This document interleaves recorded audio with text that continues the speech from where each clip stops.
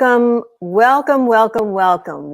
to the fall season and another episode of Win TV. I'm your host, Denise Rollard Barnes, publisher of the Washington Informer, and as I said, your host for Win TV. I'm so glad you're with us, and thank you for joining us today.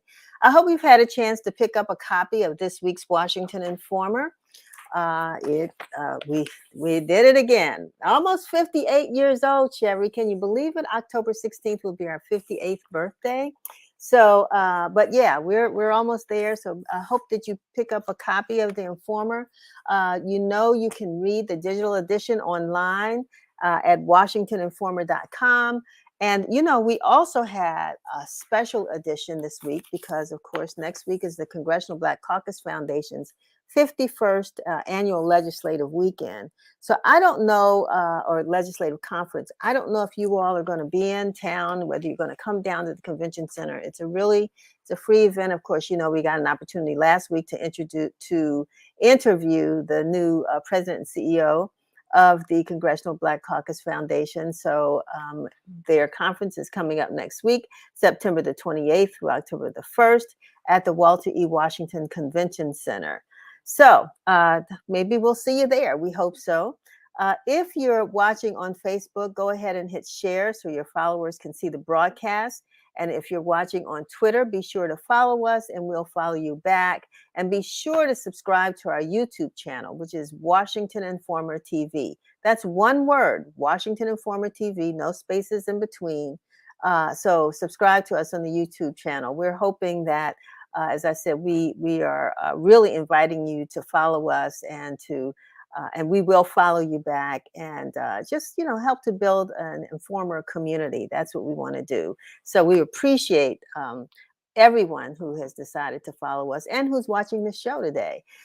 We send our condolences to Prince George's County and the family of David Harrington, who was a former Maryland state senator and more recently the former president and CEO of the Prince George's County Chamber of Commerce. We heard the news that David Harrington passed on, I believe it was Monday night of this week. And it was a shock to, I think, everyone in the community. And so our prayers go out to his family and to all of Prince George's County. He was truly a community servant. Making sure that he was putting his time and effort into everything Prince George's County and DC and some special interest that he had, and the Prince George's County Chamber of Commerce led that organization for many years and did a fantastic job. So he will be missed. Yesterday, the Smithsonian Institute's National Museum of African American History and Culture named its military gallery the General Colin L. Powell Gallery. And General Powell was a high-ranking, one of the highest-ranking Blacks in the military, in the Army. He also served in the forget which administration, I should remember, the Bush administration, and he as well has many titles behind his name and many long years of service to this country. So rightfully so, the gallery was named in his honor. Dr. Andrea A. Hayes Dixon became Howard University School of Medicine's first female dean and will begin her work in that role on October 3rd. It's really huge, this announcement, and we congratulate her and Howard University for bringing her on. And Frances Tiafoe, the tennis player who was the first American and the first Black American to reach the semifinals for the US Open, had a huge welcome home celebration last week. And September 16th was proclaimed Frances Tiafoe Day in Prince George's County. We celebrate him. We know we're expecting, he's determined he's going to go back and win that US Open. So we will be following him. And it's interesting. I'll say this to you, Chevy, but for those who know or knew or know Attorney Jack Olander, who has been a stalwart in the community dealing with medical malpractice cases, actually honored Frances in 2013. So he was really, Attorney Olander knew early on that this was a rising star. So I just happened to find an old program, so I don't throw things away, with Tiafo in it, and he was one of the honorees. So we thank Attorney Olander for recognizing our stars in the community early on.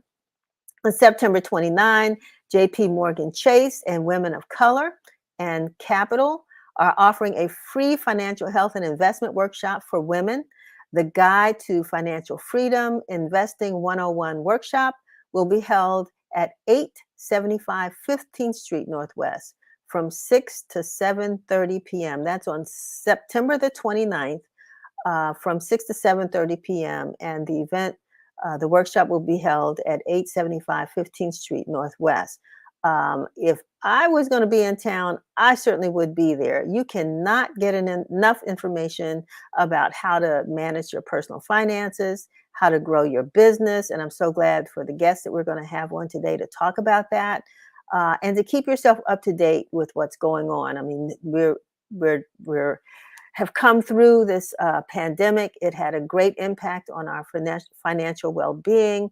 And so anytime that anyone's offering any kind of workshops, I say go for it, take advantage. We want to remind you that tonight and tomorrow in the District of Columbia is Art All Night in all 8 wards. And so it's going to be a fantastic weekend of art and entertainment, local art, local artists. I'd say take your pocketbook or your wallet, because if you don't, you will be disappointed, because you're going to miss out on some fantastic products and art and crafts and all of that made by local artists. And it's in 22 different neighborhoods all across the city. And so this is going to be a great night, a little chilly because we are in fall. As you have seen, the temperatures have dropped. But go ahead on out there and enjoy Art All Night. I know that we're having, we are also participating here on Martin Luther King Avenue. And so we'll have a setup here at the Washington Informer office. And so if you happen to be in the neighborhood, drop by and say hello. And so if you want to know more about Art All Night, log on to DC Art All Night. Again, that's one word, dcartallnight.org, to find out what's going on in your neighborhood. And this is an evening that you don't want to miss. 2 evenings, tonight and tomorrow night. So now let's watch this week's news broadcast by Curtis Knowles. This is WIN TV News, bringing you the news that matters. The D.C. Council voted unanimously on Tuesday on the first reading to ban vehicle drivers from turning right at red lights in the city. Quote, the consequences of allowing right on red is significant in terms of increased risk to pedestrians, cyclists, and others on the roadway, said Councilmember Mary Che. Che, who chairs the Committee of Transportation and the Environment, authored the legislation. Additionally, the bill will allow people on bicycles and scooters to treat a stop sign as a yield sign. While bicyclists normally treat stop signs as yields, they can be subjugated to ticketing under D.C. law. Che's bill requires a second and final vote, and if enacted, the bill will take effect in 2025. New York Attorney General Letitia James on Wednesday filed a massive civil lawsuit against Donald Trump, his 3 eldest children, and the Trump Organization, laying out the, quote, staggering fraud she said the former president and his family committed for more than a decade. She alleged the family overvalued Trump's assets by billions of dollars. With the civil lawsuit, James seeks to return $250 million in funds she said Trump obtained illegally. In the 220-page lawsuit, James alleged that Trump's annual financial statements were false and included records that greatly inflated the family's wealth and the company's estimated holdings. James commented saying, quote, the number of grossly inflated asset values is staggering, affecting most, if not all, of the real estate holdings in any given year. At the request of prosecutors, a Maryland court on Monday vacated the conviction of Adnan Syed, whose name may be familiar if you listen to the Serial podcast or watch the HBO series Forbidden Love. More than 2 decades ago, a jury found Syed, then 18, guilty of murdering a fellow teenager, Hae Mi Lin, and was sentenced to life in prison. 14 years into his term, the Serial podcast revealed a potential alibi witness and noted issues with some of the evidence presented at the trial. It also shed light on the deficient representation Syed received from his counsel, who was disbarred just a year after Syed's conviction. In making the decision to release Syed from prison, Circuit Judge Melissa Finn in Baltimore relied on an extensive review of the case by prosecutors in a Maryland showing. With the state of Illinois set to eliminate cash bail on January 1st, 2023, users on social media have begun likening the new bill to the horror movie series The Purge. The Purge movies take place in a dystopian future where the American government legalizes any and all criminal activity for an annual 24-hour period. Part of the bill, known as the SAFE-T Act, eliminates cash bail, meaning criminals who commit misdemeanors or nonviolent crimes will be released after they are arrested and booked into jail. The aim of the legislation, introduced by the Illinois Legislative Black Caucus, would set free certain criminal offenders without having to wait in jail for their court date because they couldn't afford a bond. The Center for American Progress commented saying, quote, "Studies show that pretrial detention can actually increase a person's likelihood of rearrest upon release, perpetuating an endless cycle of arrest and incarceration." Thank you, Curtis. Wow, that was a quick exit, but thank you so much for the update on the news. Before we move on to our guests, I just want to say that I'm hoping we're going to plan for a show coming up soon, but we want to talk about The Woman King. It's become quite a controversial topic, but I'm hoping that everybody will go out and see this film.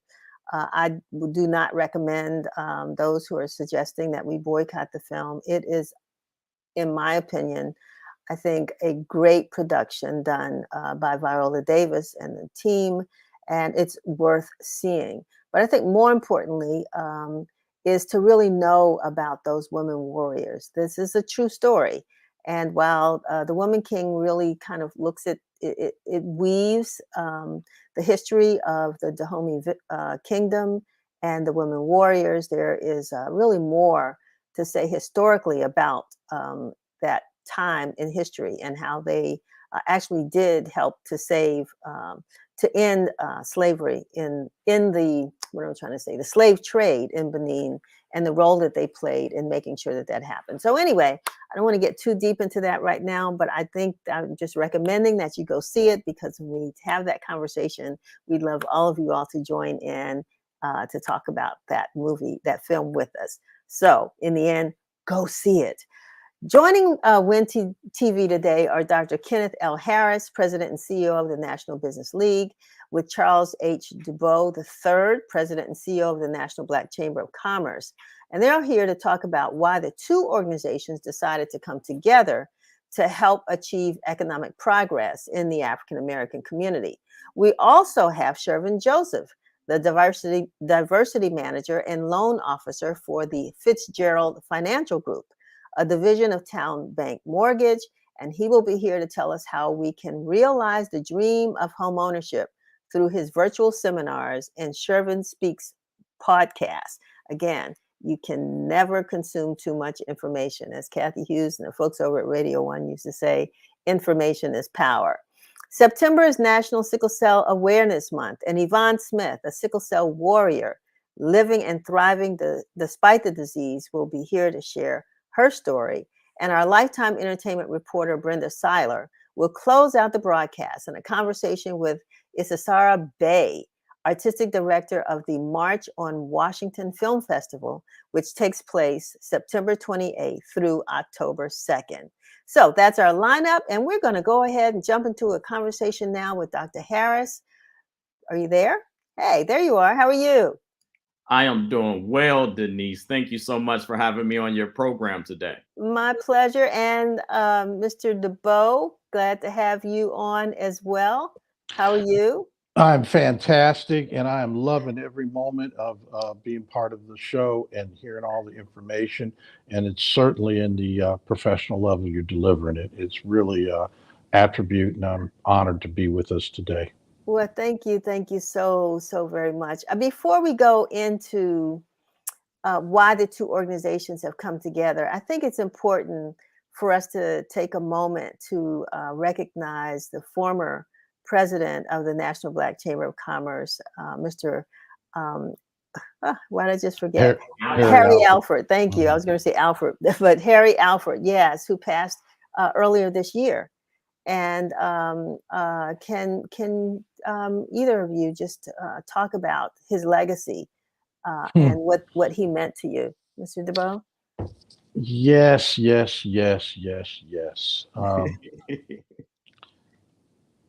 It just opens an emotional place in with all of us, but those that really knew and worked in the space of advocating on behalf of Black business, small business, and even working with the Fortune 500. Harry Alford was my brother-in-law. He and my sister, my younger sister, Kay DeVoe, Hmm. founded the chamber almost 30 years ago. And through that evolution, went from being a local chamber in Indiana to feeling a higher calling and wanting to um, replicate those principles and practices it started with government contracting.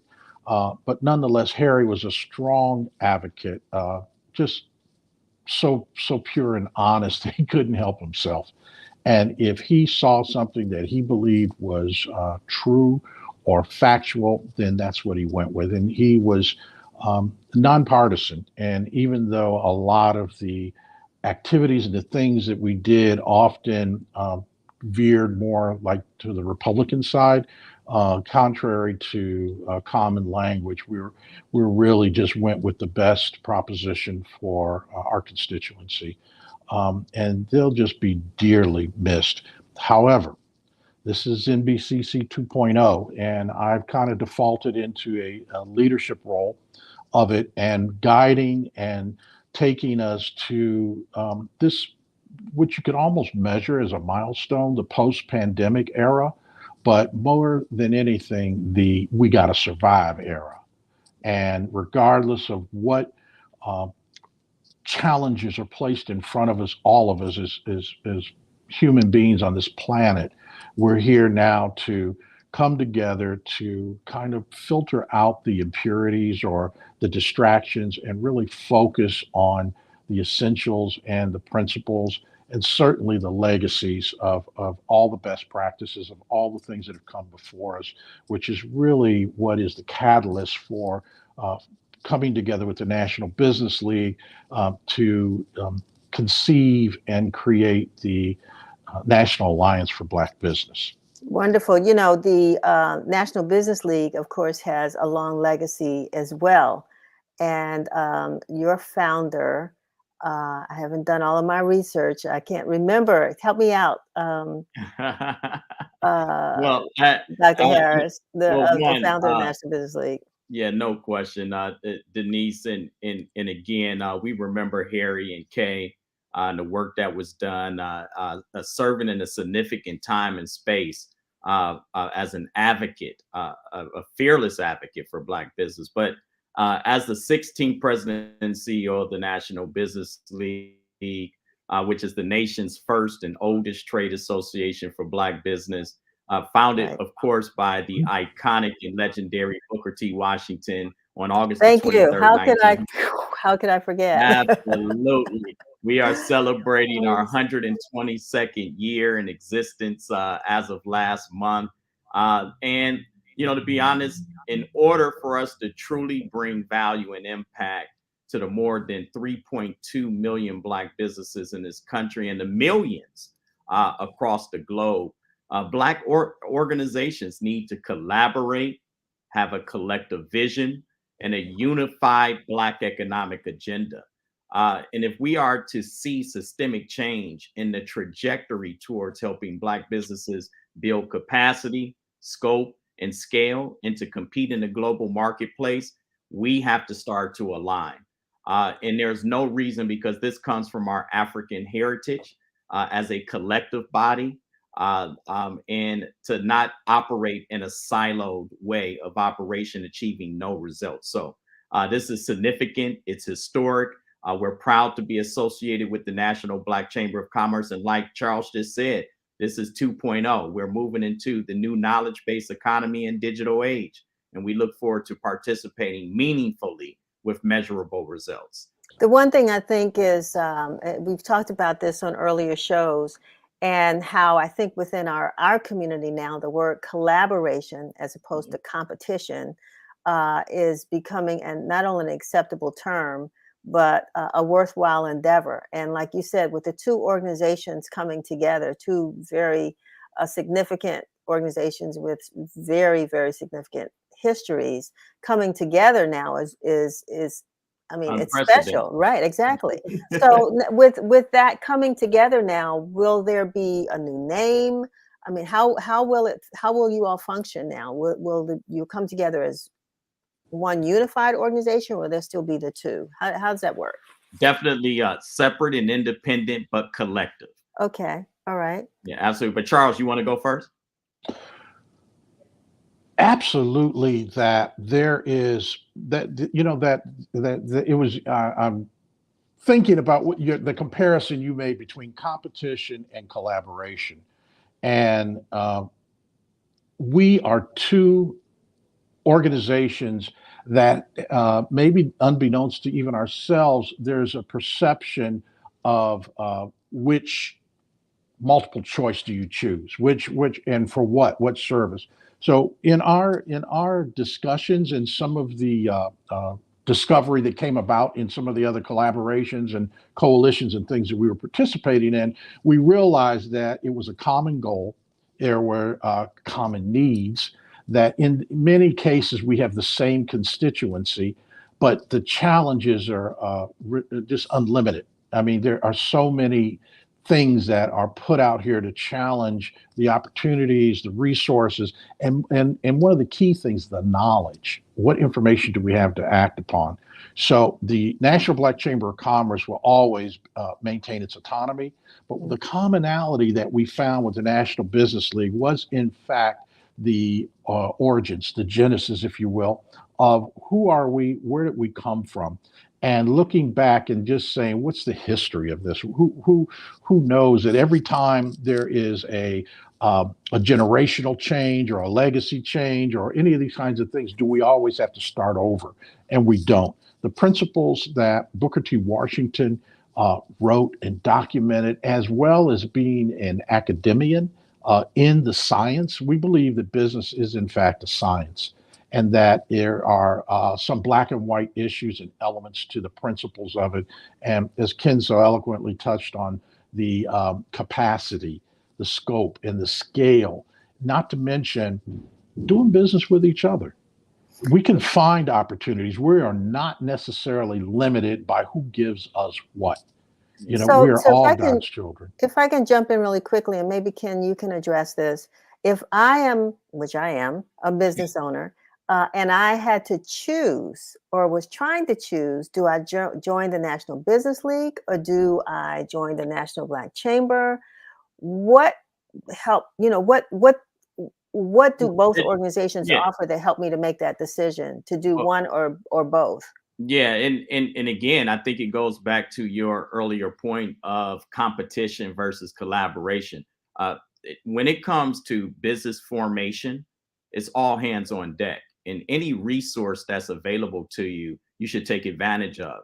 And so, I would be a member of any organization, including the National Black Chamber of Commerce, the National Business League, and other business-oriented organizations that provide resources, access to capital, tangible needs for technical assistance to help you build your business and grow your business is absolutely important. And in a time where the Black community has been isolated, marginalized, and even segregated throughout history, especially post the pandemic, if we are to achieve economic freedom and liberation, it's essential that, especially two of the oldest and largest Black business organizations in this country, work together and align, especially in terms of advocacy and holding the public and private sector accountable, especially as it relates to ROI, return on investment, return on inclusion, and return on the opportunity to be involved and participate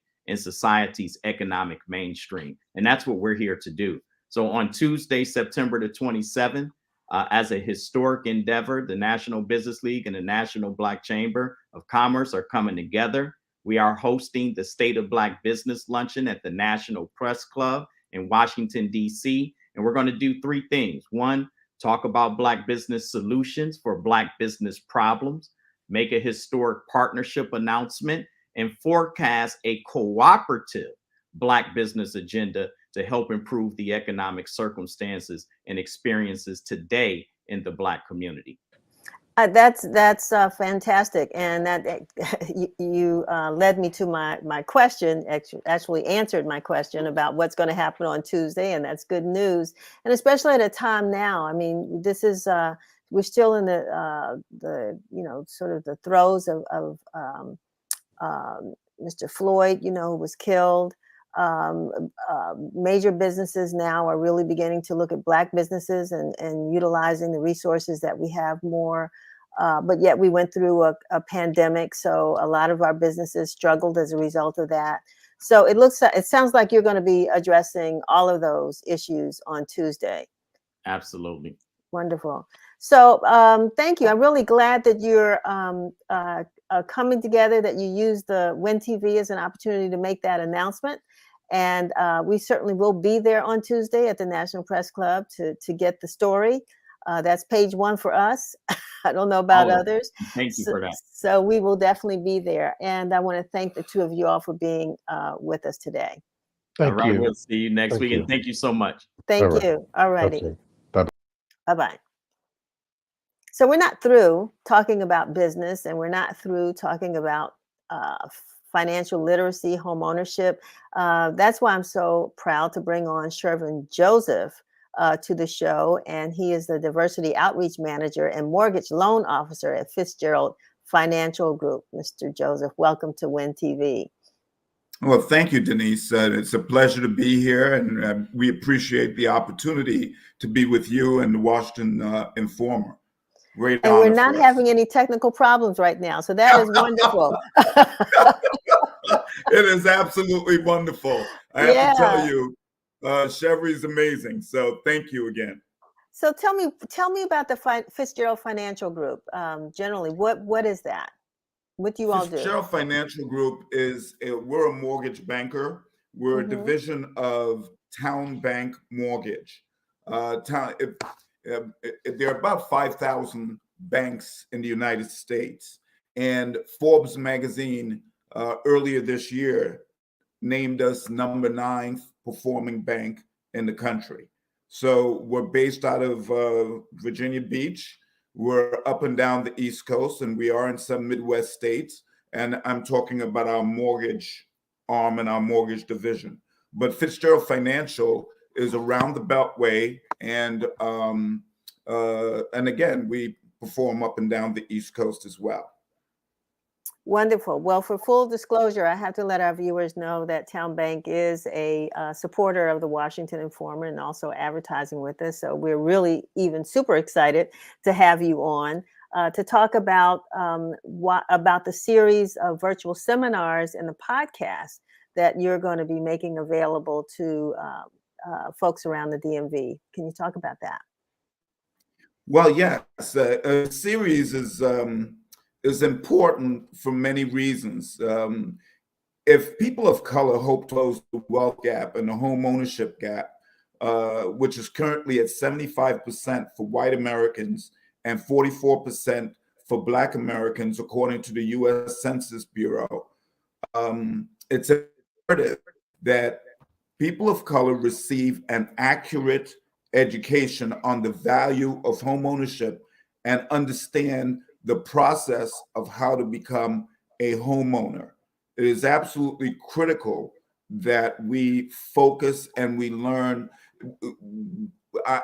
Just in my opinion, the problem with home ownership and that wide gap and the wealth gap is because of the process. We need to make sure our folks understand how the process works and how to prepare to purchase, how to prepare to receive a pre-approval. I think all of that is critical in the process itself. It's something that folks are not getting accurate information, a lot of misinformation out there, and we need to understand that there's so much to learn in these seminars that will assist not only people of color, white Americans, whomever wants to chime in, but our focus right now is making